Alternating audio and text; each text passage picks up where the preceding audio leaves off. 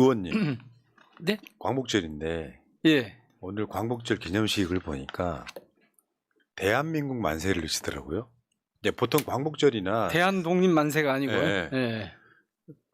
한번 하고 갈까요, 우리라도? 대한독립 만세요. 대한독립 만세. 이게 지금 그런 얘기 하려면 그래도 명분이 좀 있어야 되잖아요. 예. 근데 이 대통령 체제에서 대한독립 만세 외치겠다고 나서는 사람들이 모르겠어요. 참. 저는 아침에 일찍 가서 참배를 하고 예. 광주에 이제 그 시장 뭐 국회의원 이런 분들하고 구청장 뭐 시의원 이런 분들 광복회 회원분들하고 모여서 하고 왔는데 기념사를 좀 봤더니 정말 뜬금없는 대목이 들어있어서 제가 진짜 깜짝 놀랐어요. 이거 진짜 대통령이 한 말 맞아? 제가 이동관 그 방통위 오늘 좀 다룰 거지만 네. 후보자 있잖아요. 방통위원장 후보자. 이분도 뜬금없이 공산당 신문방송 이런 표현을 쓰길래 그 다음날 아침에 어느 일간지 제목에는 이른바 그 비판적인 언론을 가리키는 말이었다. 전 그때 그 말이 무슨 말인지 정말 이해를 못했거든요. 네. 아니 지금 이 나라에 공산당 신문방송 같은 그런 게 있단 말이야? 있잖아요. 왜 없어요? 조선일보. 그거는 조선일보가 1950년인가? 김일성 장군 만세. 예, 그러니까요. 그때는 그랬대요. 대체로 보니까. 자, 알겠습니다. 아니, 하여튼 그런데 그 내용 중에 제가 그 깜짝 놀란 건 대통령의 그 기념사 중에서 나온 그 발언이었어요. 광복절에. 이렇게 나왔잖아요. 공산 전체주의 세력은 늘 민주주의 운동가, 인권 운동가, 진보주의 행동가로 위장하고 허위 선동과 야비하고 표륜적인 공작을 일삼아 왔습니다. 제가 공산 전체주의 세력입니까? 지금 푸나님 공산 전체주의 세력이세요? 하도 지랄들을 하니까 제가 한마디 하죠. 그래, 다 빨갱이다 어쩔래. 차라리 그렇게 대응하는 게 나아요. 아이고. 자, 알겠습니다. 오늘 그래도 주제는, 좀 때가 좀 맞춰서 해야지. 그러니까요. 이게 잘못하면 독립운동 했던 사람도 다 그런다는 얘기 되는 거 아니에요. 여기 인권운동, 민주주의 운동, 진보주의 행동가 이렇게 돼 있으니까. 오늘 이슈 하시자고요. 그럽시다. 그래. 근데 이슈도 안 하셔갖고 지금. 해도 너무 앞디다. 진짜 기가 막혀서. 저 오늘 진짜 정말 여기 오기 전까지 조금 전에 이제 기차 타고 와서 겨우 시간 맞췄는데 좀 기가 막혀가지고 예. 이거 지금 하고 있는 이 일을 어떻게 해야지 이게 저런 얘기를 좀 막지? 이런 생각 때문에 몹시 우울했습니다. 그러니까 뭐 말도 안 되는 사람 때문에 5분이 벌써 갔고요. 의원님 발언 시간이 줄어들고 있고요. 네, 뭐 끝나고요. 릴렉스. 시작하겠습니다. 예. 개혁성, 선명성, 투쟁성에서 가장 선두에선 민영배만 같아라. 8번째 방송 시작하겠습니다. 이런 소개를 할 때마다 부끄러워하시는 우리 민영배 의원님 나오셨습니다. 실제로 좀 부끄럽잖아요. 아이고, 그보다 더 앞에 있는 사람 말해봐요. 많이 있어요. 없어. 하나만 말해봐요. 말 못하시잖아요 지금. 나보다 더 앞에 있는 사람. 누구든 여러분을 말씀드려야 되니까 다 말씀 못해요. 개혁성, 선명성, 투쟁성에서 가장 선두에선 민영배. 많이 있다니까요, 다른 분들. 자, 민영배 의원은 광주 광산구 을 국회의원이시고요. 철칙이 참, 그 말 나왔으니까요. 제가 얼마 전에 복당을 하고 그 다음에 복당을 했는데 사실 지역위원장은 못 하고 있었어요. 왜냐면 이게 또 회의 거쳐서 심사를 해야 되거든요. 왜 면접하고 왔잖아요, 제가. 언제요? 이번에? 지지난주쯤 됐나요? 한 2, 3주 됐습니까? 결과가 나와서 최고위원회에 이제 갔는데 내일이라는 것 같죠. 내일 당무위에서 드디어 제가 지역위원장으로 복귀를 합니다. 예. 그래서 이번에 복귀하면 당원들을 좀 많이 만나서 인사드리고 고맙습니다 해야 될 것 같아요. 무려 1년 거의 4월 20일이니까 예, 거의 한 1년 4개월, 16개월을 예, 당 고생하셨어요. 진짜 마음고생 심하게 했지. 아마 그런 게 아니었을까? 민주당이 나를 버리면 어떡하지? 그런 불안감이요? 있을 수 있잖아요. 시간이 가니까 그게 사라지더라고요. 음. 처음에는 하도 엉뚱해서 그리고 막 그 자기들이 다 그렇게 동의한 일을 제가 한 건데 어떤 의원들이 막 뭐 복당이 되느냐 안 되느냐 막 이런 얘기 했잖아요. 그래서 제가 속이 많이 상해가지고 그때는 약간 그런 생각도 없지 않았는데 시간이 지나니까 아 당이 이래서 지금 이게 좀 멍뚱한 방향으로 가고 그러는구나. 그래서 걱정을 안 했습니다. 그러니까 당을 위해서 한 어떤 희생을 마치 무슨 뭐 탈당, 위장 탈당, 꼼수 탈당 이렇게. 그거는 다른 사람들은 그렇게 얘기를 뭐 할지 모르지만 당을 위해서고 아니고 이건 떠나서 그 과정이 굉장히 정치적인 과정이었거든요. 정치 과정이잖아요. 그렇죠. 자, 하려고 하는데 못하게 해요. 그래서 그래? 그럼 우리가 숫자가 많으니까 국회의 다수결의 원리와 각종 있는 제도를 활용해서 검찰청법하고 형사소송법을 검찰의 수사권을 축소하는 쪽으로 바꿔볼게. 이거를 당에서 당론으로 정하고 그거를 한 거거든요. 그러니까 그거는 이를테면 입법 과정이었어요. 그렇죠. 근데 그 입법 과정을 그 정치인한테 정치한 행위를 뭐라고 비난했어 하면 뭐 하라는 거예요? 그러면 하지 말라는 거예요? 그러니까 우리 쪽에서는 뭐 가장 박수를 받으신 분이니까 너무 억울해하지 마시고요. 자, 억울하지는 않습니다. 일단 지금 이동광 청문회가 18일 날로 예정이 예. 돼 있는데 예. 다시 한번 말씀드려요, 여러분. 민영배 의원께서 이동관 청문회에 직접 시민들의 참여를 받는다 저건데 영상이라든지 질문이라든지 제보라든지 보내달라. 지금 이제 혹시 오고 있습니까? 제보는 꽤 들어왔고 어제 방송 오늘 신문에 보면 그 제보 자료에 근거해서 보도한 내용들이 꽤 있어요. 어제 MBC에는 이동관 당시 MB정부 당시의 대변인이 어떻게 방송 장악을 위해서 공작을 했는가 이런 내용이 전문건이죠 지금. 예. 지금 예, 화면 그렇죠. 보여주세요. 예. 민영배 의원실 단독입니다 이게. 그러면 그 어제 MBC 뉴스가 민영배 의원실 제보인 거예요? 이 제보는 민영배 의원한테 받았고 민영배 의원이 MBC 제보하신 거예요? 그렇죠. 아, 제공이죠, 뭐 제공. 제일 재밌었던 게 중앙의 박보균 기자. 박보균 기자가 열심히 하니까 대통령께서 전화 한번 주세요 이거 아니에요?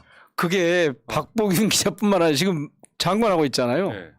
아니에요. 여러 명이 나오더라고 그 문건이. 그 중에 제일 놀라운 건 그 박보균은 현재 문체부 장관하고 있다는. 그렇죠. 그런데 네. 이동관 후보자 말이 너무 재밌어요. 자꾸만 전화번호까지 공개가 돼. 저 보면. KB... 아이고. 그렇죠. 전화번호까지 공개가 근데 되죠. 지금 전화번호 아니냐? 011. 그거 모르지 그거는 이제. 그때 당시 전화번호. 아, 그러네. 저거를 해놓고 자기는 모른다고 하더라고요. 그냥 의례적으로 이렇게 대변인실에서 만들었을 거다. 근데 거기다가 보고자 해갖고 이동관 대변인 이렇게 해요? 그 대통령이 보고 안 했다고요? 그 자기는 모른다고요? 진짜 사악하네요 보니까. 완전 아주 새빨간 거짓말을 아무렇지도 않게 하더라고요. 대한민국에서 언론이 죽었다는 이야기는 정말 수십 년 동안 나온 이야기인데 이게 저렇게 죽이니까 네. 저렇게 길들이니까 저렇게 권력의 입맛에 맞도록 자꾸 당근과 채찍을 구사한 거죠. 근데 저기 봐보면 재밌는 거 있어요. 네. 방송 진출. 그 당시에 종편 얘기하는 거잖아요. 그걸 하기 위해서 아주 열심히 하고 있는데 그걸 좀 은근히 기대하는 듯한. 그래서 꼭 그렇게 하려고 하는. 그러니까 그때 종편을 왜 만들었는지가 딱 나오잖아요. 그러니까 저런 거 하려고 만든 거예요. 근데 지금 영락없이 종편들이 그러고 있잖아요. JTBC가 이제 중앙이었고 조선이 TV조선, 다음에 동아가 채널A, 그리고 보도 채널이던 MBN이 종편으로 승격됐고 이 네 가지가 있는데 알고 보면 그런 작업들이 있었다. 그게 똑같은 게요. 윗대가리 되는 대통령이 뭐 격려전화 같은 걸 하겠지만 아래에 있는 기자들은 검찰이 던져주는 소스. 나는 김 검사랑 친해. 그러면 그걸로 보도가 되는. 이건 말도 안 되는 나라에 우리가 살고 있는 거죠. 지금. 그러니까 제가 그 한동훈 장관 후보자 시절에 인사청문회 할 때 제가 한번 그런 질문을 한 적이 있는데 자기는 전혀 그런 적이 없다고 그러는데 그 별명이 있거든요. 서초동 편집국장이라고. 그렇죠. 네. 한동수 감찰부장이 뭐라고 얘기했었냐면 검찰이 특수부 검사들은 언론 플레이에 50%의 업무를 쓴다. 수사하는 거는 그렇죠. 50%고 그렇죠. 그런 얘기까지 했던. 아니 그게 수사 과정이나 마찬가지였잖아요, 사실은. 흘려. 그래서 한번 쫙 분위기 잡고 그쪽으로 몰고 가고. 그걸 빌미로 압수수색하고. 네. 자, 지금 이재명 대표도 그런 방식으로. 하려고 하는데 지금 아직 안 통하죠. 하도 그렇게 해가지고 어쨌든 언론이 이렇게 권력과 그러니까 권한유착이란 말 우리가 너무 많이 들어봤잖아요. 이 작당하는 순간 서로 편의를 주고받는 순간 우리가 기대하던 공정한 언론, 비판적인 언론은 그냥 사망하는 거예요. 사라지는 거예요. 근데 그런 일을 아무렇지도 않게 일상적으로 해온 게 특수검사들이고 아무렇지도 않게 일상적으로 해온 게 국힘 집권 시절에 특히 박정희 전두환이 군사독재 시절에 그 일상화돼 있던 거 아닙니까? 저는 제일 심각하게 보는 근데 게 지금이 어떤 시대입니까? 정치 수사보다 더 심각한 게 있다고 봅니다. 뭐냐면은 지금 경제 위기가 심각하잖아요. 근데 언론들이 그 이야기를 거의 안 하잖아요. 네. 그럼 IMF가 그 다음에 혜택 때문에 그 온 거예요. 후과로 오는 거죠. 예. 그러니까 경제 이야기를 그래서 민생을 하면 사실 무너뜨리고 있는 거예요. 그런 것들이. 맞습니다. 근데 그런 그러니까 뭐 저 고기 맛을 아는 놈하고 똑같은 것처럼 언론 장악해 본 놈 방통위원장에 앉히겠다. 근데 방통위원장에 앉히기 전에 일단 지금 밖으로 나가야 되는 방통위원장 대리의 손에 피를 묻히고 MBC하고 KBS 이사진들을 말도 안 되게 교체하고 어제까지 막 난리를 치고 있잖아요. 이거는 민주공화국의 기본적인 이 구성 원리에 반하는 거예요. 뭐 어떻게 하자고요? 언론 장악은 사실 탄핵 사유 아닙니까? 말도 안 되는 거지. 근데 이번에 보니까 그런 게 하나 있더라고요. 이동관은 방통위원장 자격이 기본적으로 안 된다. 그 뭐냐면은 최민희 의원이 그런 케이스잖아요. 말도 안 되는 핑계를 삼아서 국회까지 통과한 방통위원을 이 사람이 이재명 대표 쪽에 치우쳐져 있는 사람이다. 뭐 예를 들면 선대위 있었다든가 이 핑계로 지금 아직 임명을 안 하고 있는데 그래 법제처 해석 요건 해석까지 의뢰를 했는데 이동관은 인수위원이었잖아요. 아니 그러니까 이제 그게 지난번 처음으로 한 그 상임위 전체회 그러니까 방통위 전체 과방위 전체회에서 논란이 됐었는데요. 방송통신위원회 설치 및 운영에 관한 법률 방통위법이라고 있어요. 이 법에 9조에 보면 10조에 보면 결격 사유가 있습니다. 10조에 결격 사유 쭉 있는데 가령 당원이면 안 돼요. 첫 번째로. 그다음에 방송통신 관련 사업에 종사했거나 위원 임명 전 3년 이내에 종사했다. 안 돼요. 방송통신에 종사했던 사람 안 되는 거예요. 자, 탄핵으로 파면된 사람, 그다음에 국가공무원법 어쩌고저쩌고 쭉 있는데 공직에서도 3년 전에 퇴직하지 않으면 안 돼요. 안 된단 말이에요. 그런데 봐봐요. 6번째 항목에 이런 게 있어요. 대통령직 인수에 관한 법률 제6조에 따른 대통령직 인수위원회 위원의 신분을 상실한 날로부터 3년이 지나지 아니한 사람. 자, 여기서 이 위원이라고 하는 것을 왜 넣어놨냐. 저희는 이 위원이 특정 대통령 특정 권력에 편향될 수밖에 없기 때문에 라고 해석을 하는 거라서 그러면 위원이 아니고 특별 고문을 했다. 대통령 인수위원회에서. 위원보다 그 편향성이 덜한 법이 없잖아요. 특별하게 더 할 것 같지 않아요? 그래서 이것을 법제처에 자격이 있는지 없는지 해석을 요청을 하자. 근데 이것을 그냥 소수 의견으로 뭐 기록하고 넘어가자고 장제원 위원장이 그러더라고요. 아 그냥 참고할게? 뭐 이런 네. 식으로. 그래서 제가 다시 그랬죠. 아니 지금 그걸 기록에 그렇게 하고 넘어갈 문제가 아니고 우리가 청문 대상으로 삼고 있는 이 후보자가 법적 자격이 되는지 안 되는지를 법에 해석을 해보자는데 왜 그걸 안 한다고 그러냐? 그러고 악을 썼더니 악은 안 썼죠. 좀 항의를 했더니 그러면 그 간사들끼리 협의를 좀 해보시죠. 이렇게 하더라고요. 간사 협의 한다고 해놓고 안 된대요. 그거 화제가 됐어요. 간사협의 장제원 참교육하는 민영배. 아 그런 얘기가 있었어요? 그거는 그 관련한 얘기 아니고 제가 한 3가지 정도 회의 진행 좀 제대로 해달라고 하면서 3가지 정도 얘기를 했어요. 첫째, 아니 위원들 말을 좀 제대로 들으시라니까요. 경청해달라. 왜냐하면 이유 있습니까 하고 나서 의사봉을 두드려서 결정을 하잖아요. 근데 이유 있습니까 해놓고 바로 두드려버려요. 그거 안 되잖아요. 이유 있습니까 했으면 살펴봐야 될 거 이유가 있는지 없는지를. 이거 일방적으로 해서 그렇게 하면 안 되는 거잖아요. 상식적인 얘기. 두 번째는 이분이 방망이를 자기 기분 안 좋으면 세게 때려요. 막 꽝꽝꽝 하고. 근데 제가 바로 옆에 가까이 앉아 있거든요. 그거 볼 때마다 별로 상쾌하지 않아요.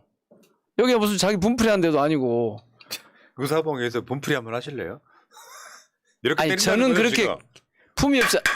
그런 식으로 해요. 그런 식으로. 긴 사람이네 진짜. 보통은 땅땅땅 가볍게 이렇게 하거든요. 그 본회의장에서도 세게 안 때려요. 보통 이렇게 이제. 그런 정도 하죠 보통. 네. 그래서 자기하고 마음 안 들어오면 막 이렇게 때려서 그걸 참교육이라고 했는지 모르겠네요. 자. 3번째는 뭐냐 하면 안 나오고 지기 마음대로 하지 말아라. 회의 왜 자기 마음대로 진행했다 안 했다 마음대로 하냐. 우리가 요청하면 사고 났다고 사기치고 말이야. 거짓말치고 사고도 안 났으면서. 내가 그것도 그 얘기도 좀 해야 돼.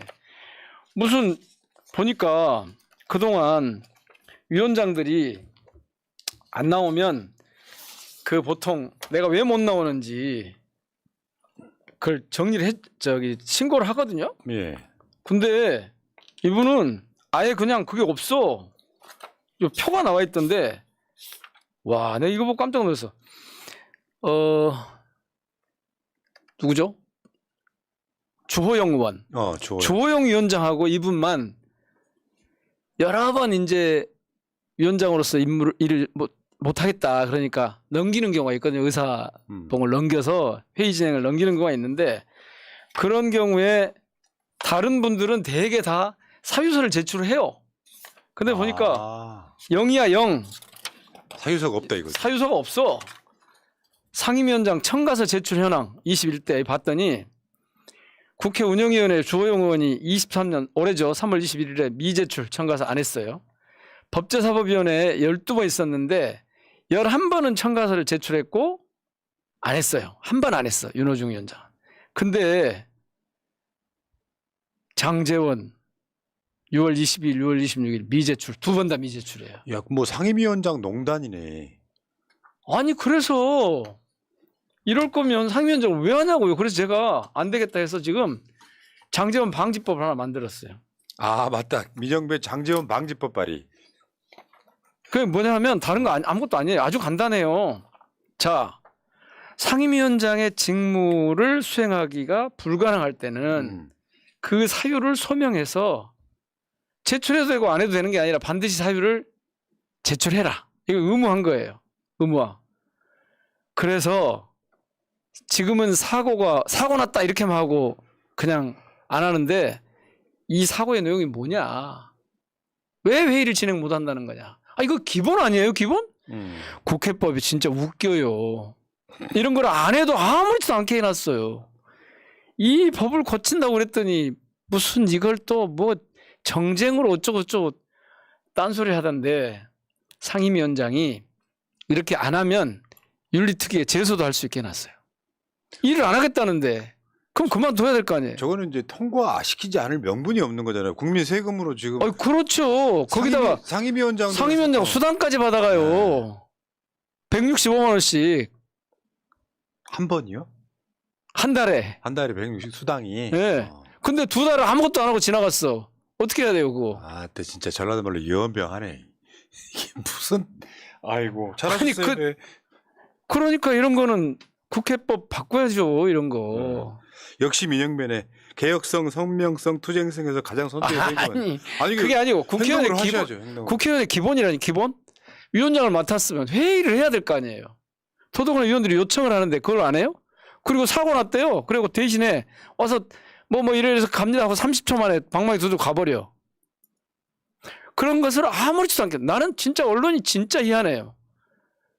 그런 상임위원장에 대해서 한마디도 안 해. 저는 이제 그런 경우는 하도 이게 일상화돼서 그런 거예요, 그동안. 전 마일리지 쌓는 거라고 봅니다. 그러니까 이렇게 그런 말도 안 되는 짓에 대응을 하시고 법안도 발의하시고 하면서 마일리지를 쌓아놔야 돼요. 인증을 해놔야지. 야, 정권 잡았으니까 원래 그런 거야라고 포기하면 죽도 밥도 안 되는 거예요. 잘하셨고요.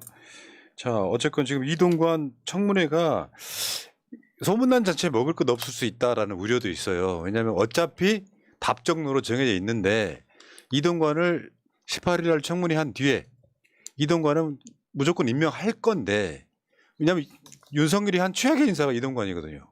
그 이동관 임명할 건데 그럼 민주당이 얼마나 투쟁성이 있게 또 한 번 국민들한테 마일리지를 쌓느냐, 이 차원인 것 같아요. 그러니까 제대로 데미지를 입히는 거. 오히려 저 학폭 논란 같은 경우는 이 논란이 청문회 때 크게 제기될 가능성이 없어 보이는 이유가 이미 언론에서 지지고 볶아가지고 그런가 보다 하는 상황이 있잖아요. 아니, 그래서 그런 거 아니에요. 원래 딱 저 후보자로 해서 방통위 위원장 시켜가지고 작업을 하려고 했는데 보니까 문제가 많아. 학폭을 비롯해서 무슨 옛날에 문건 이런 것들이 수도 없이 많이 나오니까 안 되겠거든. 그래서 2달, 석 달을 끌어온 거 아니에요. 그동안에 되게 터져서 이를테면 면역력이 생긴 거예요. 그렇죠, 그렇죠. 그 면역력 키우는 과정이었다고요. 사실은 그래서 이번 청문회가 참 어려워요. 그렇다고 청문회를 보이콧해서 거부를 해버리면 당신은 효과가 있을지 모르지만 말씀하신 대로 마일리지가 쌓이질 않아요. 그래서 하는 건데, 그래도 방통위원장으로서는 결정적으로 부적합하다고 하는 게 너무 많이 나올 그렇죠. 거예요. 최악의 인사. 제가 그래서 이거는 한 사흘간 하자 주장을 했는데 여에서도 야에서도 안 되더라고요. 원래 청문회를 사흘간 할 수 있게 돼 있거든요. 그러면 이틀이라도 하자 그랬는데 그것도 안 되더라고요. 그것도 금요일날 잡았어요. 환장하겠네. 그것도 윤 대통령이 윤석열 미국 방문할 때 잡았어요. 그게 무슨 얘기겠어요? 안 보이게 하자는 거거든요. 사실 지금은 오늘 어떤 언론인 한 분이 전화를 하셔서, 언론이 계시니까 방송하시는 분인데 이분이 전화를 하셔서 저한테 어제 그 뭐 이렇게 자료 나온 거 좋던데 이번 주에는 민주당이, 이게 지금 얼마나 중요한 문제냐, 방송통신에 관한 모든 것을 관장하는 정부 부처인데 이거를 그렇게 가볍게 넘어가려고 하지 말고 이번 주에는 다른 거 하지 말고 완전히 이동관만 부각을 시켜서 낙마를 시켜야 한다, 반드시. 그러면서 뭐 잘 싸워달라고 전화를 하셨던데, 그동안 그런데 2달, 석 달 지나면서 너무 많이 나와가지고 이 국민들도, 이 방송을 보시는 분들도 아이고 뭐 저래봐야 저 또 그냥 할 텐데 뭐 이렇게 돼버렸거든요. 그래도 임명할 건 뻔하고, 근데 임명할 게 뻔하더라도 아주 원론적으로 부적합하다고 하는 걸 잘 그렇죠. 해놔야 나중에 책임을 물을 수가 있으니까. 나중에 탄핵시킬 수도 있고. 예.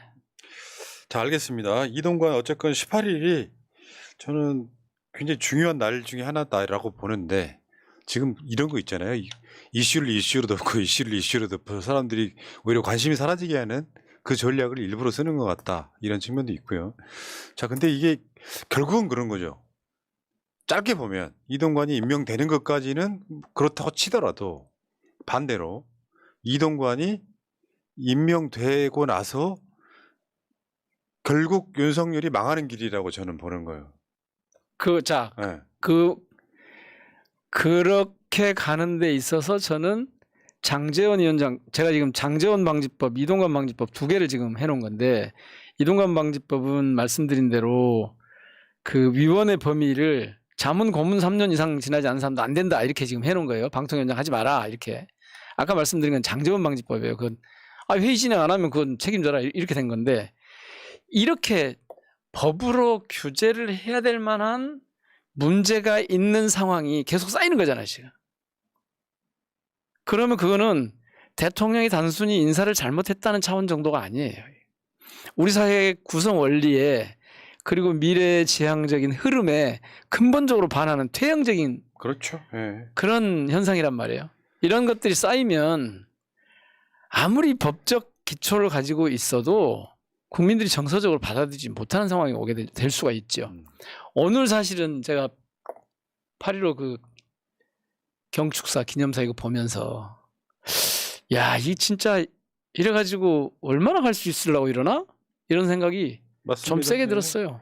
그러니까 이게 역사는 반전의 반전이라는 게 있고 작용 반작용이라는 게 있고 그렇다 보면은 이게 자기 죽는 걸 모르고 왜냐하면 이 사람 자체가 이미 이런 프레임에 빠져 있잖아요. 언론 장악용 방통위원장이라고 돼 있으면 사실이 아닌 것도 방통 장악으로 보게끔 만들어주는 효과가 있는데 윤석열 지지율이 월등하게 높은 상황이라 그러면 그런 프레임에 빠질 수가 없지만 자기 그 프레임 안에서 구구들만 갖고 오늘 광복절 기념사도 그거를 위한 용도로 쓰는 거잖아요.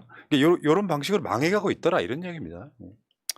자 다음 주제랑 다 보이시죠? 네, 그럼요 보이죠 이제. 좀 얘기 좀 해줘요. 누구한테요? 아니 누구한테도 계속 얘기 좀- 이야기하고 있어요. 제가 오죽했으면은 주위에서 그런 이야기 들은 얘기 하나만 해드릴게요.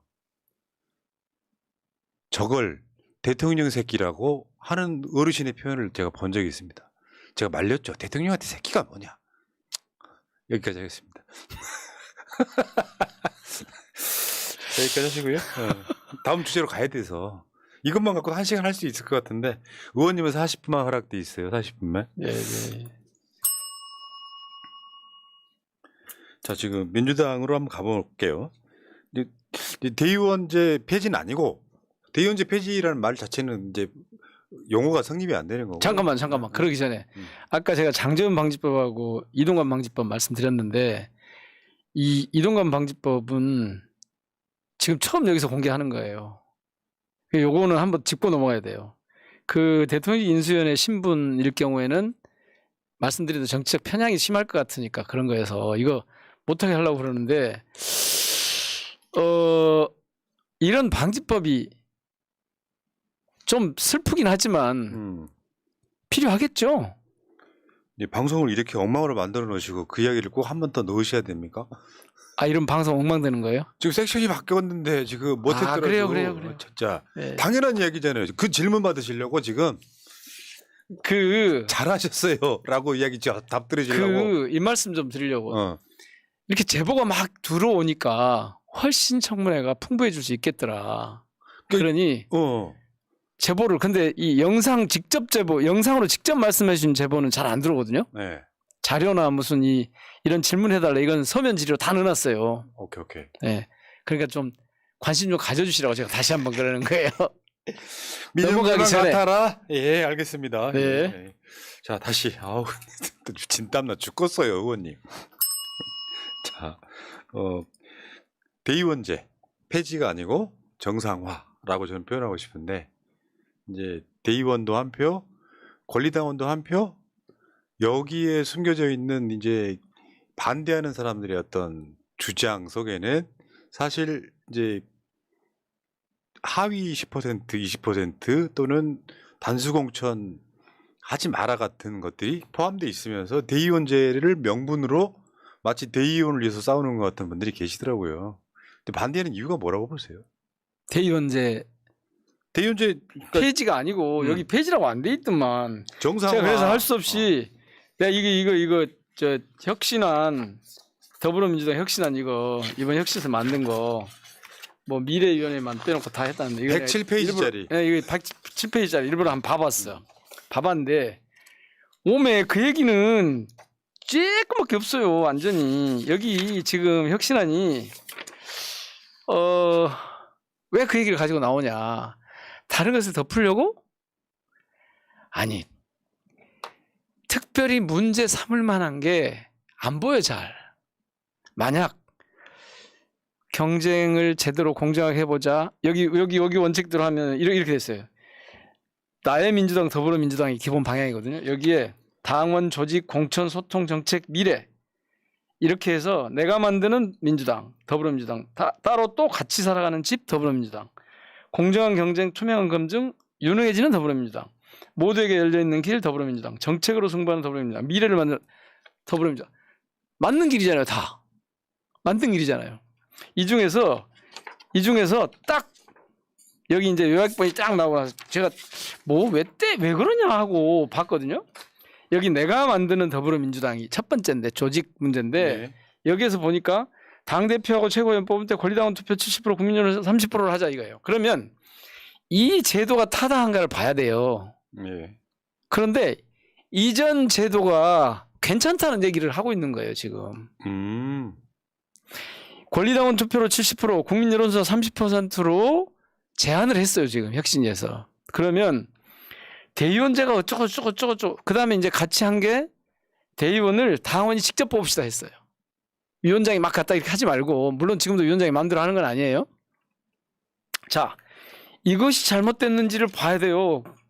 이전에는 대의원이 30%, 권리당원 40%, 일반당원 5%, 일반 국민 25% 이렇게 했는데 그 앞에 있는 게 다 보니까 대의원, 권리당원, 일반당원이 다 당원이다.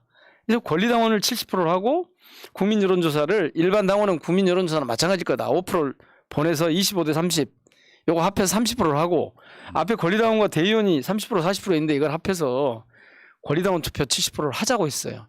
이 안이 바람직한가 그렇지 않는가를 따져야지 지금. 왜 뜬금없이 여기서 대의원제가 옳으냐 그러냐를 따지냐고요.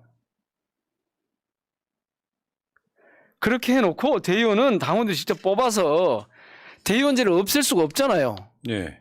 법에가 규정돼 있어. 정당 법에가. 대의원제 정상화라니까요. 대의기구를 딱 하도록. 자, 그래서 여기 지금 예를 들어놨어. 독일의 3인당이나 기민당은 어떻게 하고 있는가. 예를 들어놨어. 이렇게 뽑는다 대의원을. 다 밑으로부터 이렇게 쭉 올라와서 대의원이 대표자로서 대의기구로서 작동을 하도록 돼 있다. 예. 요걸 정상화하자는 건데 그게 왜 뜬금없이 대의원제 폐지냐 마냐 그거 갖고 얘기하냐고요. 자, 지금 대의원제 폐지라고 주장하시는 분들이 문제제기는 딱 두 가지예요. 첫 번째는 우리 당의 특수성, 지역적 편중이 너무 심하니까 영호남 차이. 요걸 좀 조정해보자 이런 게 하나 있고, 그걸 대의원제로 영남 쪽에서는 대의원들이 그 역할을 한다. 뭐 이런 논리고요. 두 번째 또 하나는 왜 하필 이 시기냐. 두 번째부터 말씀드리면 그럼 언제 하자고요. 전당대회 앞두고 가서 이걸 하자고요. 자, 제가 옛날에 여기서 전에 한 말씀 드렸지만 이번 혁신위가 제대로 했는지 어쩐지 우선 그건 놔두고요. 두 가지 목표가 있었을 거예요. 하나는 당 운영, 정당으로서의 민주주의가 더불어민주당의 노선과 정체성에 어울리는 방향으로 가고 있니? 그렇지 않다면 이거를 좀 조정을 해보자, 개선을 해보자 라고 하는 방향이 하나 있었을 거고, 또 하나 내년 총선을 앞두고 있는데 총선 이겨야 되잖아. 승리 공식이 뭐야? 승리 방정식이 어떤 거야? 이것에 기초를 좀 깔아보자 이런 거였을 거 아닙니까? 그래서 그 전자에 관한 얘기를 하고 있는 거예요. 당 운영에 관한 얘기를. 그게 왜 지금 하면 안 되고 나중에 해야 되는 문제인지. 혁신위는 저는 이런 안을 내놓지 않으면 오히려 혁신위가 자기 역할을 안 하는 거죠. 그래서 그 시기 문제는 놔두고, 그럼 딱 남는 문제가 지금 그거예요. 우리 당이 그동안 특정 지역에 편중돼 있어가지고 했다. 아니, 대의원제를 없애지 않는다니까요. 특정 지역의 의견이 당의 중심으로 진입할 수 있도록, 들어올 수 있도록 대의원제를 없애는 게 아니에요.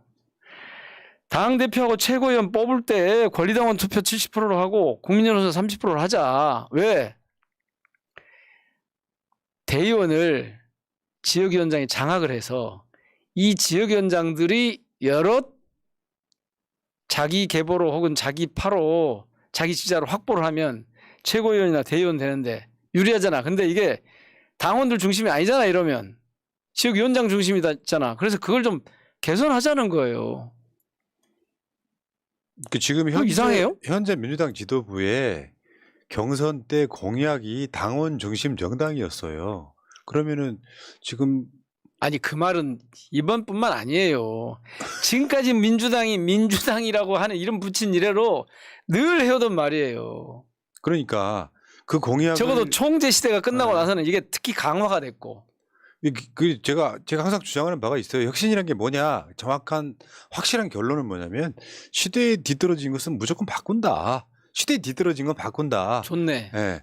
좋아요. 그게 혁신이다 이런 건데 이거를 붙잡고 있으면 사실은 대의원제 폐지라는 이름을 갖고 숨겨져 있는. 아, 뜬금없는 뒷다리 걸긴 거예요. 네. 사실은. 그러면 문제는 이게 지금 민주당 지도부 쪽에서도 고민이 많을 겁니다. 예를 들면 요거를 핑계로 해가지고 이제 뭐 당무위 중앙위까지 가야 되는 상황. 최고위는 대충 뭐 결국 지금 이야기 나오는 게 100% 서로 간의 합의가 아니라 지금 이 상황이라면 최고위원회에서도 표결한다. 그래서 최고위원 전체가 이거 혁신을 추진한다. 그러면 이제 당무위원회 뭐 중앙위원회 이 과정을 거칠 거 아니에요. 근데 실제로 그분들이 기득권이기 때문에 기득권을 내려놓을 생각이 있을까 없을까에 대한 여러 가지 문제 있잖아요. 왜냐하면 대의원제가 문제가 아니라 공천 때 불이익 받을 것이 사실은 두려우니 대의원제를 명분으로 지금 완강하게 버티는 사람들이 있는 거거든요. 우리는 그렇게 보는 거거든요. 뭐 해법이 어떻게 투표합시다. 되요? 투표하면 되죠. 근데 그 중에 이제 당원 투표하면 되지. 당원 투표. 근데 이제 그쪽 사람들 논리는 어차피 당원들 입장에서 찬성할 텐데 그게 무슨 의미가 있냐 또 이런 식으로 나오는 거죠. 아 그럼 대의원 투표도 하고. 그래서 저는 이제 이런 측면도 있는 거죠. 당장 표결에 들어갈 게 아니라 일주일이고 이주일이고 당원들과 대의원들이 모여서 토론하는 것만 해봤으면 좋겠다. 아 그거는 뭐. 예. 그래서 투쿠션으로 간다. 그래서 당원들한테 물어보고 그게 정상적인 거 아닙니까? 아 기본이죠. 그런 게 당 운영에서.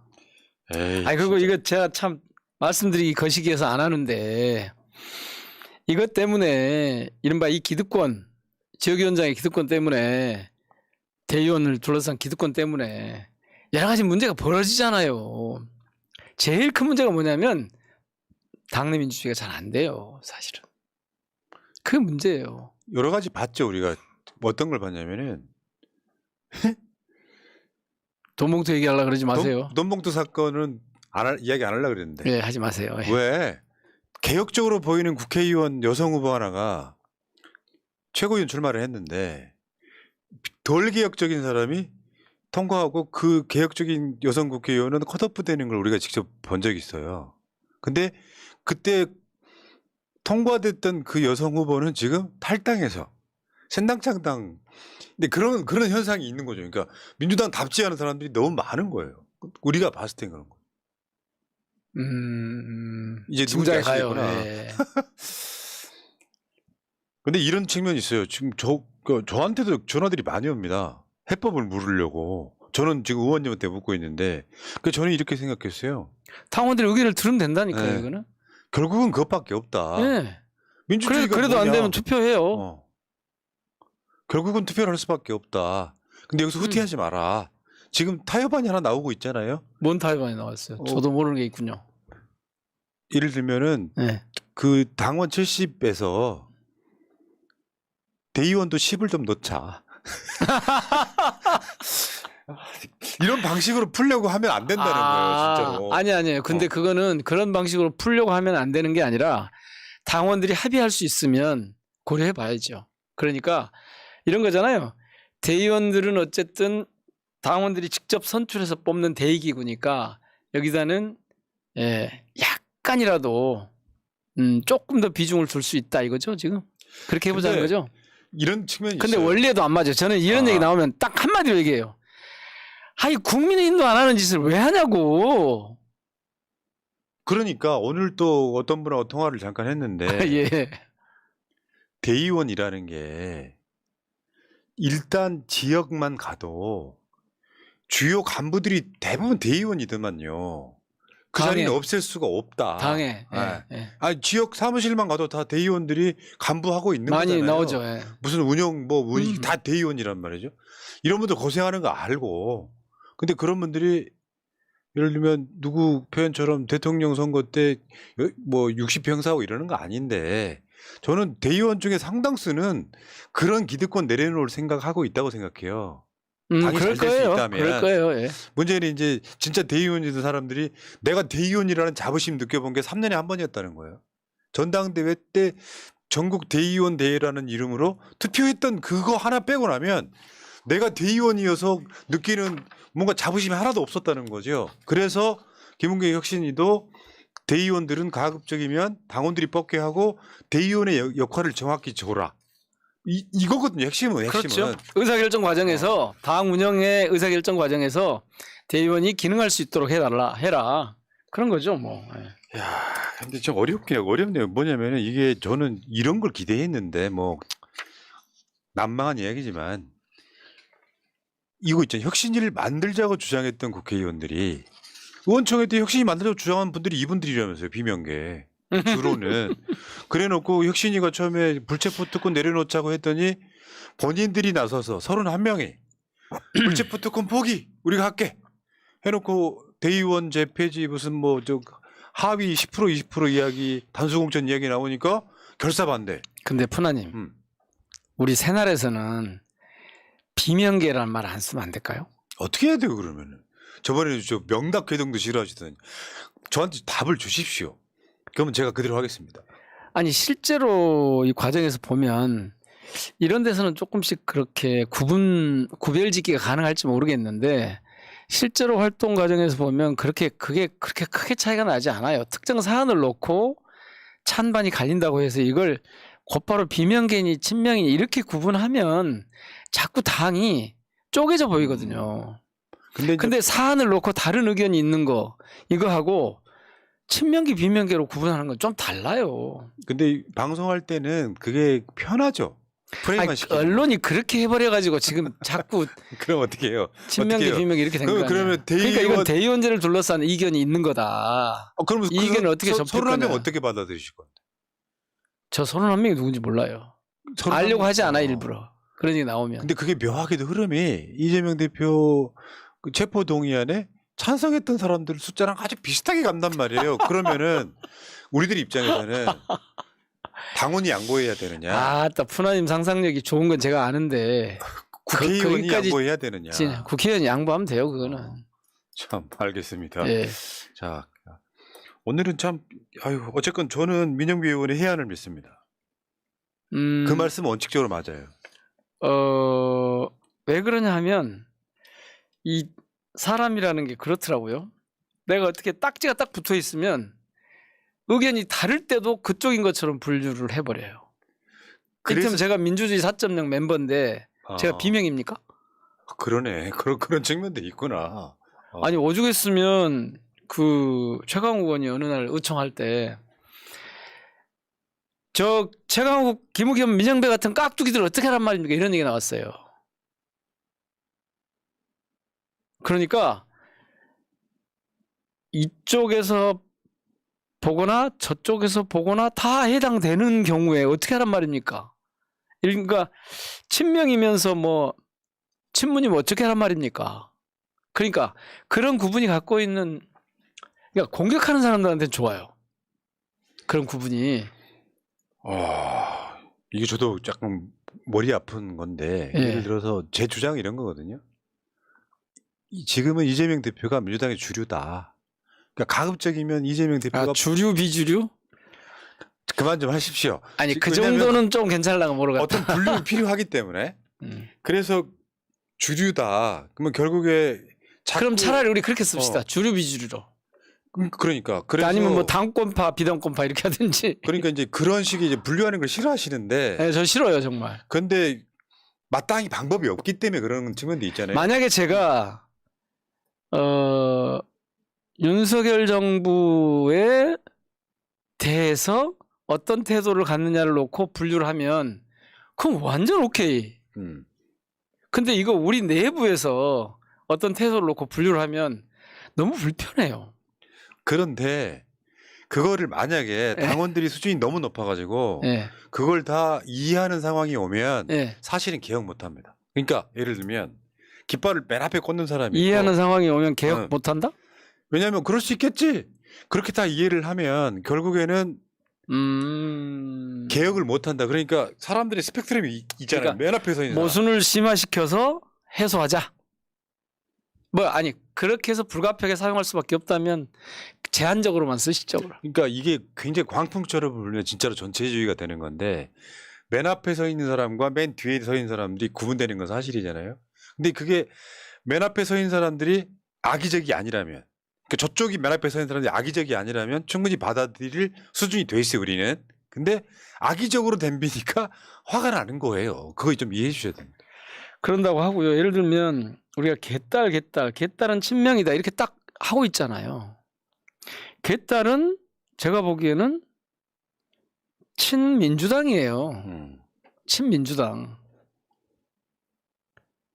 그런데 훨씬 더 많은 개딸이라고 칭하지 않는 민주당원도 민주당이거든요. 그래서 드리는 말씀입니다. 알겠습니다. 자, 이런 것 말고 둘이 통하는 사람인데도 뭔가 이런 이견이 생기잖아요. 그게 민주주의인 건 맞습니다. 그래서 여기가 지금 하나 그게 있다니까요. 따로 또 같이 살아가는 집 예. 이런 게 있어요. 따로 또 같이 그리고 뭐 자체 여기 내용이 되게 풍부해요. 그 제가 새날 텔레그램 정보방에 새날 정보방에 그걸 그대로 올려놨어요. 아 그러셨어요? 다운받아 보시라고. 아 이거 다운받아 보시라고? 언론 헤드라인만 보시잖아요, 보통 분들이. 그래서 그거 하나 가지고 뭐 이 혁신의 안을 볼 게 아니고 혁신안의 전체적인 내용을 보고 그 중에서 정말 이건 받아들이기 어려운데 이런 게 있으면 당원들이 의논해서 예. 거기서 결론을 내리면 될 문제지 이걸 가지고 무슨 친명 비명이 대의원제 폐지를 둘러싸고 이렇게 진행이 되는 것이 저는 민주당이 그렇게 도움이 되는 것 같지 않아서 좀 길게 말씀드렸네요. 제가 드리고 싶은 말씀은 또 다른 측면이 있습니다. 뭐냐면은 이 프레임이 섰다 이렇게 표현하잖아요. 섰을 때 깨버려야 된다 정확하게. 아니 어중간하게 양보를 하게 되면 아 죽도밥도 아닌 상태로 지금 해야 될 일이 뭐냐면 지지층 이렇게 세우는 거예요. 혁신이가 그 안을 냈을 때 우리 방송해보면 알잖아요. 지지층들이 실방 숫자를 올려요. 신이 나니까. 근데 그거를 지금 오늘 올라갑니까 지금? 아니요, 그건 이제 이슈가 이미 끝났기 때문에. 그런데 이게 만약에 어중간한 타협을 하게 되면 지지층이 떠나가는 소리가 들리기 때문에 저는 제가 굉장히 유력한 분한테 그런 이야기를 했어요. 힘들고 어렵다는 이야기 답을 하시길래 딱 뭐라 그랬냐면은 이럴 땐 당의 전체 이익이 되는 쪽으로. 두말하면 잔소리죠. 근데 그게 뭐냐면은 지금 지지층을 이렇게 세우는 게 중요하다. 여론조사 분석해 봤더니 중도층이 오히려 민주당의 지지가 더 탄탄하더라. 여기도 지금 이 보고서에도 그게 나와 있어요? 제가 봤는데 나와 있던데요? 자, 일단 여기까지 하시고요. 왜냐하면 뒷방송이 있기 때문에 10분 더 쓰셨어요. 네. 아 그래요? 그래도 여기 이거 하나만 소개를 해드릴까? 네. 그 여기 자료에 보니까 조사를 해놨는데 지금 말씀하신 대로 중도층에서 내년 총선이나 지금 지지율이나 민주당 쪽에 더 친화적인 유권자가 많더라고요. 이 희망이 있다는 얘기거든요. 그러니까 지지층만 다져놓으면 되는 거예요. 지금 그럴 때라고요. 알겠습니다. 채널에서 혁신안에 대해서 물론 뭐 이제 민주당 찐팬들이 워낙 많은 방송이니까 그렇지만 93%가 이 혁신안에 대해서 찬성하고 있습니다. 아니 그리고 청원도 들어왔더만요. 네. 사흘 만에 뭐 네. 5만이 넘어서 어쩌고저쩌고. 알겠습니다. 자, 오늘 이제 18일 날 이동관 청문회에서 뵙겠습니다. 그때 네. 여기서 중계하세요? 생중계? 근데 다시 한번 마지막 부탁을 드리는데 지금이라도 제보 예. 그다음에 직접 질문하실 거 또는 질문을 대신해 주라고 요구하실 게 있으면 예. 꼭 저희 원실로 알겠습니다. 말씀 주세요. 여러분 지금 채팅창에 민영배 TV 구독하기 링크 있고요. 화면 상단에 민영배 의원 후원하기도 있습니다. 좀 도움 주시기 바라겠습니다.